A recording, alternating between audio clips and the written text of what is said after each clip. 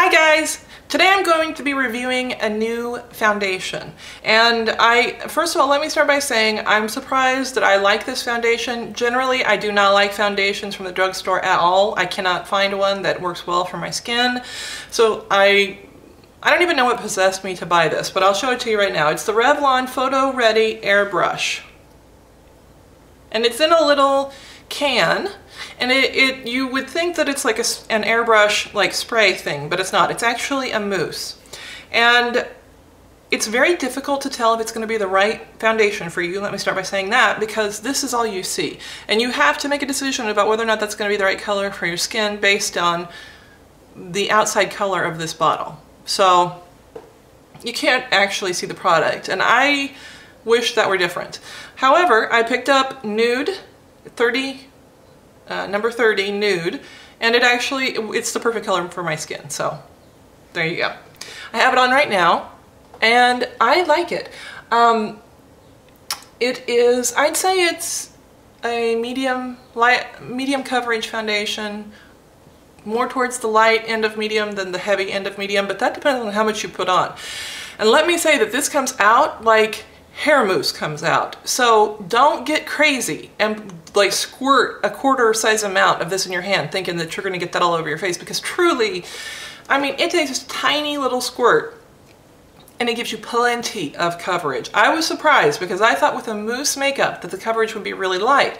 So I was not overly concerned about, you know, getting too much on my face. But this does not look good on my face with a lot of product. So there you go. That's the first thing to know. I don't think I would try to build this formula, although maybe you could.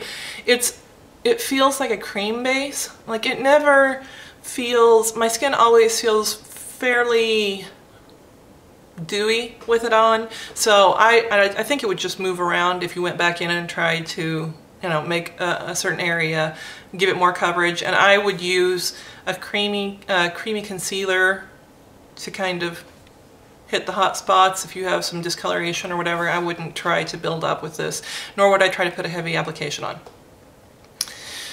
What else about this product? Well, I can say that when you have too much on your face, it feels gross. It feels like a mask. So for me personally, I have to be really careful how much I put on, and I cannot apply it with any kind of device other than my hands. And it just seems that if I use something else, it just puts too much of the makeup on. First of all, the brush or the sponge or whatever is going to soak up some of the makeup, and it's going to soak up quite a bit of the makeup because it's a foamy thing that comes out.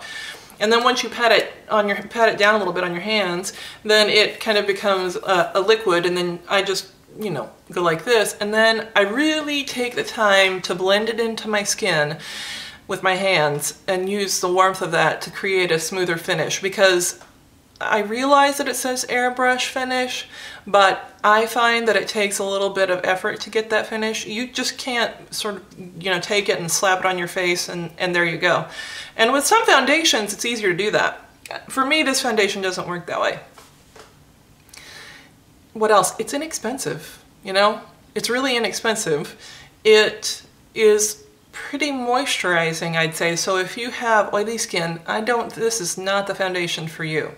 It does not dry matte, and I think it's going to slide off your face, frankly. And I have a hard time with that. I don't think that it wears a really long time. It doesn't. I'd say by the end of the day, you know, I put it on in the morning. By the end of the day, it's starting to look a little sketchy. And for me, if I put too much of it on in an oily area, it travels. So I might end up with a patch of no base right here, and that's not a good look. So I do like it though, because it's an affordable alternative to wearing my, like I wear Dior Nude Skin every day. That's super expensive, $50 bottle. I don't know, some ridiculous amount. This is far less than that. I suspect it's a knockoff of the Dior Airbrush foundation, which I don't own. And probably the Dior one is, you know, far superior and far lighter. But honestly, I'm looking at myself in the mirror. it's a really decent foundation. I don't have any highlighter on. I have a little bit of pressed powder, I mean really applied lightly with a brush, and some blush, but I don't have anything else on my skin. So I feel like it's not bad. I'm gonna give this a B+. Yeah, I'm gonna give it a B+. So give it a try. I think it's like $10. Get it at Walgreens, CVS, etc. Let me know what you think. Let me know how it works on your skin. Yeah, it's kind of exciting. I didn't realize I could wear foundations from the drugstore anymore. So, good for me.